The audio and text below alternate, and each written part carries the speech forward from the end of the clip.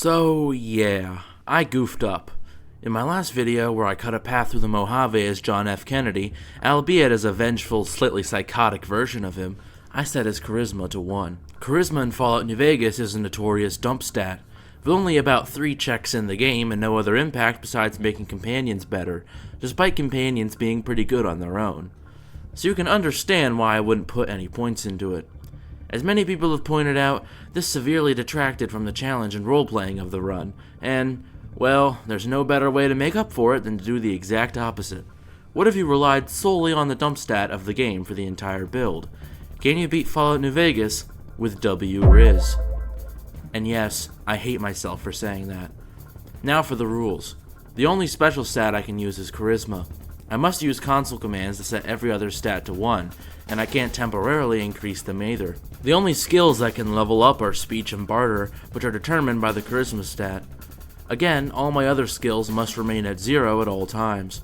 There are no restrictions on perks, however, I made sure to grab all the Speech, Barter, and Charisma-based perks I could, such as Black Widow, Ferocious Loyalty, and Terrifying Presence.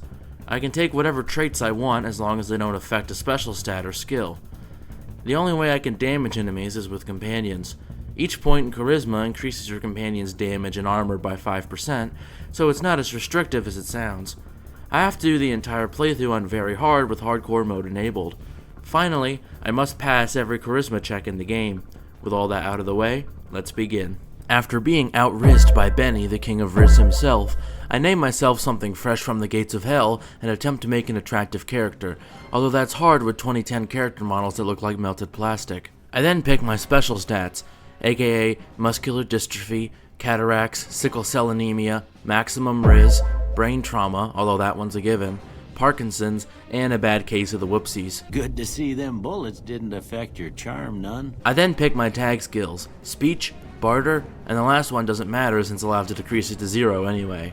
For my traits, I go with Wild Wasteland for a genuine schizophrenic experience, and Logan's Loophole to dull the pain of the world with hard drugs. Now it's time to use console commands to cripple myself physically, mentally, and metaphysically. All my special stats except Charisma get set to 1, and all my skills except Speech and Barter get set to 0. I also take off the jumpsuit since it gives bonuses to some of my skills. At least being naked might help me with seduction. Now, the real game can begin. As per tradition, I take everything from the man who saved my life, even if low strength doesn't let me carry it all, and sell everything I don't need to Chet. For once, I don't sell all my DLC items, instead keeping the lightweight metal armor to ensure my safety. Showing off my immaculate gun skills to Sunny Smiles, I managed to convince everyone in Goodsprings to help defend the town, except, as you'd expect, Easy Pete. I mean, it makes sense. Why should a god meddle with mortal affairs? The battle goes swimmingly and I level up, increasing, you guessed it, Speech and Barter. I also get the Black Widow perk so I can put my Rizz to good use. After selling some blood-soaked clothing to Chet, I head up to the graveyard for both a snow globe and some cigarette butts.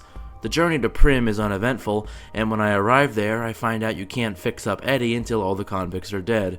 Looks like it's time for a new sheriff.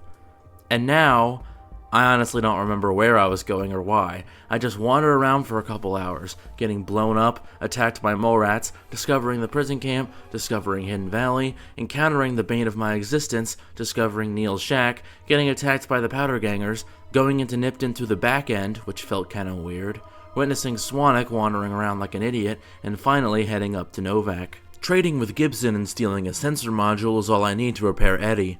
But for now, I want someone a bit more articulate on my side, so to speak. My wife's dead. I want the son of a bitch who sold her. Pickpocketing the key to May's safe lets me find her bill of sale. She then does an impression of an egg in a microwave. This levels me up, getting speech to 50, and then I give Boone some lightweight leather armor as we make it back to Prim to fix our favorite flying rust bucket. Needless to say, Baldy and R2-D2 make short work of the convicts having an extended stay at the hotel. I then discover something interesting. For some reason, I can pass Deputy Beagle's speech check over and over, allowing me to just mash the dialogue option for unlimited XP. To be fair, I didn't abuse this too hard, only using it to get to level 6 for the Churches La Femme perk and the Ferocious Loyalty perk. Taking Ed, and Eddie to the Gibson scrapyard allows me to advance this quest, where I learn he's an Enclave piece of technology. I can tell the Enclave's influenced him, given how eager he is to wipe out some feral scum. The Mojave outpost is my next stop, to be the bearer of bad news to Killborn and Ghost. I wanted to see if Ghost's dialogue changed if he didn't use the ramp, and surprisingly, it does. Don't worry, I loaded a save back before I used Chim. I also let Boone wipe out some ants for more easy XP. I then discussed with Myers if he should be the sheriff of Prim, and he will, but he needs an NCR pardon first. Getting one is easy thanks to my silver tongue, and now Prim can rest easy knowing they have an official justice system, if a bit of a murderous one. I decide to help the religious pieces of beef jerky, if nothing else for the XP and to test how good my companions are. With 10 charisma, they get a 50% bonus to damage and armor, and an extra 50% bonus to armor when I'm knocking on heaven's door. Boone is already OP, so this is just flat out overkill. Not satisfied with just slaughtering the Nightkin, I knock over Antler as a sign of disrespect, find Harlan's girlfriend early, and get into his room for no reason whatsoever, except to get blown to shreds. After reporting the news to Glowstick, my next mission is to do a boring fetch quest, which I spice up by using my Rizz to get Haversam to sabotage the rockets. Bartering with Gibson and Cliff Briscoe is all I need to get the rockets up and running, sending Bright and his gang to the far beyond. Leveling up, I get Barter to 60, Speech to 90, and the Terrifying Presence perk. After juking Manny around his bed for a bit, he tells me where to go next. I become idolized by Novak, and I'm immediately murked on my way to Boulder City. On my next go, I put Terrifying Presence to use by asserting my dominance over Haggerty, make it to Large Rock Town, convince the Great Khans to retreat using my Rizz, level Speech to 100, and steal a can of hairspray for medicinal use. Discovering Hoover Dam early can't hurt, however, it seems to have hurt this guy, whose lower body appears to be making out with the soil. I pick his pockets so that Boone can put him out of his misery, and then accidentally slip off a cliff due to having one luck. Really, I just came here for the desk ornament. Making it into Freeside, Boone does what he does best. I nab another snow globe, attempt to intimidate the worst NPC in the game, and take on a quest to recruit 3 special clients for the Atomic Wrangler. First is Old Ben, who I rizz up right before a man commits suicide by cop. Next is Beatrix, who... I'll just let her explain. I've been around long enough to observe the patterns of human behavior. Physical and mental anguish are especially exciting to explore. Hey, who doesn't enjoy a little pinch and squeal every once in a while? Last is... we'll get to him later. For now, I get Ralph to make me a holotape and then stare longingly at a railway rifle I can't use for some reason. Boone does some pest extermination, and a pack of grandmas come charging at us with rolling pins. The fact that I said that like it was the most ordinary event in the world should concern you. I also picked up a quest to collect some debts, and this is how the first client goes. Santiago, Santiago, Santiago, Santiago, Santiago, Santiago, Santiago, Santiago, Santiago, Santiago. I watch as a Freeside thug is completely chill about his buddies being mowed down in front of him, assert my dominance over Grex, and watch as the Freeside thug from 5 seconds ago beats Grex senseless. Convincing Lady Jane is simple enough. I hand in some quest progress to James, and I level up, using Here and Now to get Barter to 80. I guess it's time to meet our last special client. Yes, ma'am. Vestal reporting for duty. Please assume the position. Servos active.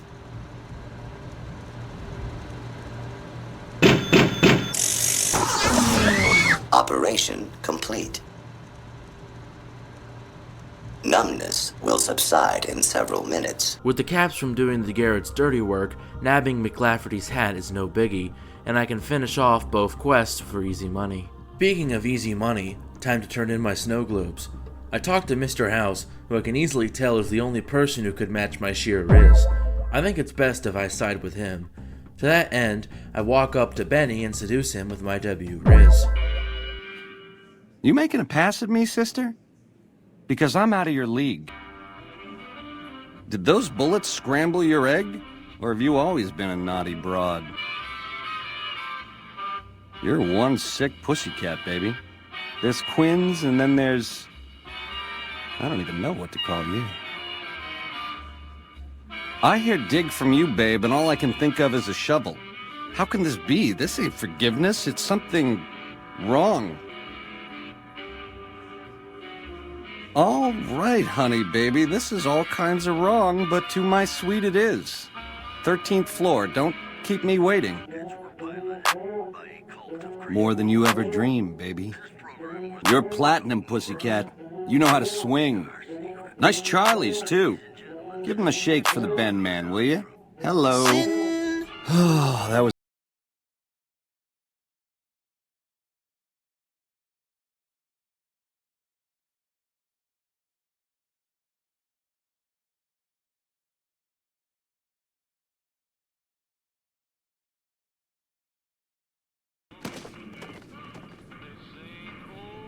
After retrieving the platinum drip, I embark on a quest to find talent among the wasteland, the first being Henry Youngman. Since I can't focus on one thing at a time, I hand in the chip to Mr. House, watch the boring upgrade cutscene, recruit Hadrian, throw all of the Silver Rush's stock into the bathroom and shove it down my pants, recruit Bruce Isaac. Robbed is such an ugly word. It's more like I took care of a payroll problem for him. Also, I might have, sort of plowed his daughter.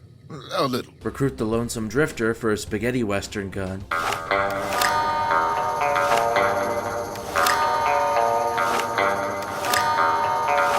And give the news to Tommy for even more easy money. Selling the Van Graff stuff to Vendatron completes a challenge, levels me up, and presents a problem. I can only use the speech and barter skills, but since they're both at 100, I have to put my skill points elsewhere. I end up just using console commands to set my skills back to 0 so I don't fail the run. Going straight back to Vendatron, I use all my money to get Boone the medicine stick, a unique lever action rifle. I also get him some reinforced combat armor so he can really kick ass. Luckily, Quartermaster Barton has plenty of ammo for sale. Remember when I picked Wild Wasteland as one of my traits? This is why. After Boone stops an alien invasion, I can give their blaster to Eddie and... oh wait. That glitch only works in the Xbox version. What's supposed to happen is that Eddie equips the alien blaster, turning his regular laser into little blue balls of death. However, since this doesn't happen, I just let Eddie hold on to it in case Boone needs it later. By the way, I think I found the real author of The Art of the Deal. You want to buy Windbrahmin? Right here. Where did you come from? Tumble... what's? Crazy with low prices on Windbrahmin. You buy one. You not buy, then you die. Apparently, Corporal Betsy can only be seduced if you have a high enough charisma. I'm not sure of the fidelity of that statement, but I guess we can cross another potential charisma check and another side quest off the list. My next stop is Jacobstown for two things: Doc Henry's trigger for Eddie's databanks, and a snow globe. Speaking of snow globes, pickpocketing Sarah and going into her room nets me another one for the collection. Since I'm already on a roll when it comes to money, might as well rob the Van Graffs blind. Unfortunately, I get caught in the act, and while I thought I'd have to reload a save, it turns out Boone and Eddie can clear out the Van Graffs without dying. Huh, maybe charisma isn't a dump stat after all. This nets me a bunch of gear to sell, as well as a fully repaired suit of combat armor. However, this combat armor soon becomes useless, as I just get a suit of power armor for Boone and equip his old reinforced combat armor instead. There's only one problem with this build. Since you can't attack enemies yourself, sometimes it becomes hard to take care of targets that aren't hostile to you. As I demonstrated on the NCR Ranger before, pickpocketing causes them to become hostile. The same trick works on George. As it turns out, Rizz isn't enough to stop artillery shells, but cheesing the section by sticking to the side is. After talking to a fence post, I get asked to cross off the Boomer's grocery list. Listening to Pete and passing his speech checks nets me some easy fame, and I even find a snow globe for my troubles. On the way to Cottonwood Cove, a mole rat attempts to salivate on my ankles. I level up and drink some milk, find the place where Boone killed his wife, which he has no reaction to for some reason, and say goodbye to our favorite edgelord so we can pass through Legion territory safely.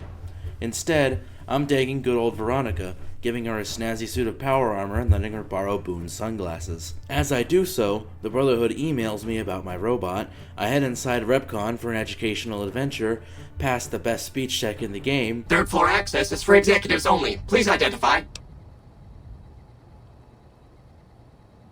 Thank you, ma'am. Have a nice day. And find out that the Brotherhood has met their maker.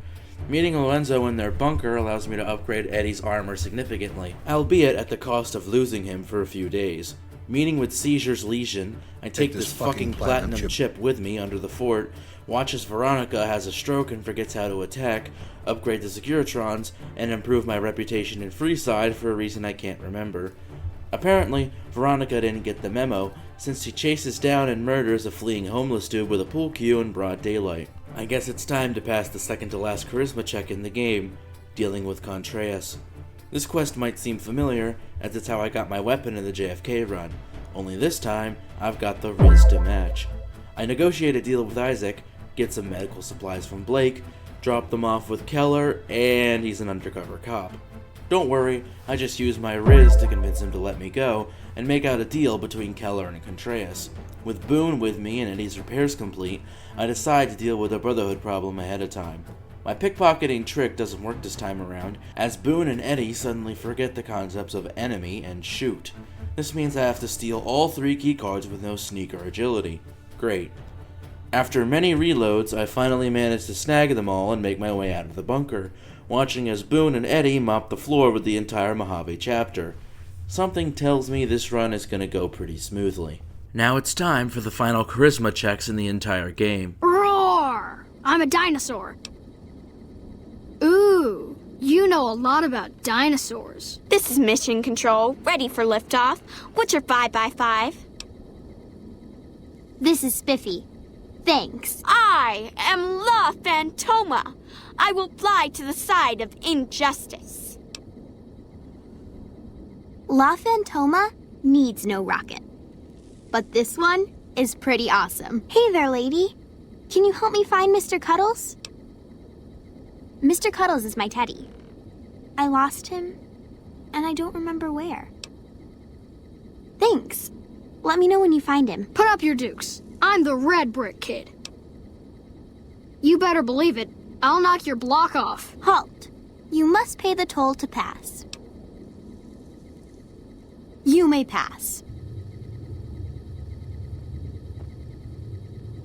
Hi again. Have you found Mr. Cuddles? Oh, thank you so much. I'll never lose you again, Mr. Cuddles. Hey, do you have any toys outside of here? I sure could use something fun. A rocket. Yay! Vroom. Yeah, say what you want about New Vegas, but the fact that charisma has so few checks compared to speech and barter is a crying shame. At least in Fallout 3, you needed a high charisma for speech checks to be viable. I call upon Boone to be a pest exterminator once more, as kills with the sonic emitter count as your kills, for some reason. After that mission, I decide to help Jack rizz up a girl he likes, which, again, is just more boring fast traveling. This levels me up, where I get the perk for more extra armor against the Legion. My final task is to raise the bomber from Lake Mead. Boone clears out the lake lurks no problem, I almost drown, and I send the bomber to the surface, which should be a rusted piece of scrap metal by now, but oh well. The next quest is dismantling the Omerta's plans, and beside a bit of Rizz sprinkled in, it goes as bog standard as possible. Pickpocket, blackmail, threaten, lie, and since you can't confiscate a robot's weapons, watch as Eddie does a magic trick and makes Nero disappear. Makes me wonder why they let him in the first place. Since I've already destroyed the Brotherhood, it's now time to roleplay as a member of the Secret Service. The first step is going into a sniper tower where a Legion assassin gets ass blasted into the 5th dimension and spaghettifies as a result. Sadly, I forgot about the epic prank someone pulled on Kimball's vertibird, so I have to try this again. This time I wanted to see what happens if you get crushed by the bird while it lands. You're stuck in an eternal hell, unable to move or fast travel away. Next attempt, Ranger Grant sounds like he swallowed his ham radio. Damn it. I can't believe the Legion actually got someone past our security. Good job catching him. I pickpocket a detonator from a Legion spy. He rushes the president's podium with a knife and takes out a security guard. If he would have focused on the president, he would have actually succeeded. Oh yeah, and taking a super stim pack somehow grants me the strength of Hercules. Now it's time to ask the ultimate question. Can you win a war with the sheer power of Rizz? Powering the substation is easy enough, as I'm literally in and out so quickly the NCR can't even react to my presence. But there is a slight problem. Boone's medicine stick, for whatever reason, has reverted to a standard trail car by him with very poor condition. So for this battle, I think it's fitting that he uses his specialty, the hunting rifle. I buy Paciencia from Cliff and get a bunch of 308 ammo from Quartermaster Barden. Now, for the battle itself. Being on good terms with the NCR removes half the enemies, and I can just watch as the Legion gets threesomed by the troopers, Securitrons, and my companions. I use speech to get the heavy troopers to fuck off. Quartermaster Barden is still running his store like usual. I make it through the camp, get Saitama'd by a Praetorian, and finally face the legate himself. While I could just use my speech and barter skills to skip the fight, that seems like the infinitely less interesting option. Instead, I goad him into fighting one-on-one, which he should realize isn't fair since I have both a bald sniper and a laser-shooting Noikia at my side. Having 1 endurance proves to be an issue, as even with Med-X and reinforced Mark II combat armor, the legate can kill me in 2 swings. Eventually, I manage to lead the legate around in such a way that my companions can deal with him. I then use my speech to intimidate the general into surrendering, level up one last time and reveal that I was a secret cannibal all along, speak with Mr. House, and beat Fallout New Vegas with Rizz. In conclusion, while Charisma is still a dump stat for most builds unless you're role-playing, it does have a few checks here and there, and if you're doing a companion-only build, is a must-have. Overall, this challenge got pretty ridiculous pretty quickly. From me giving Boone the medicine stick and power armor, to Eddie's armor going through the roof, to the sheer number of side quests I did to grab useful perks, to the snow globes and Van Graffs giving me an incredible amount of income. Yeah, while it wasn't that challenging, it was certainly a fun and interesting way to play the game. I hope this makes up for draining the Rizz from JFK last video. And yes, I still hate myself for saying the word Rizz 19 times in this video. If you enjoyed the video, consider showing your support by liking, subscribing, or leaving a comment. If you didn't enjoy the video, dislike it and leave constructive criticism so I can improve. Suggestions for new videos will be featured at the end, and I might make a new video based on your idea. This is Causal Loop, signing off. Peace.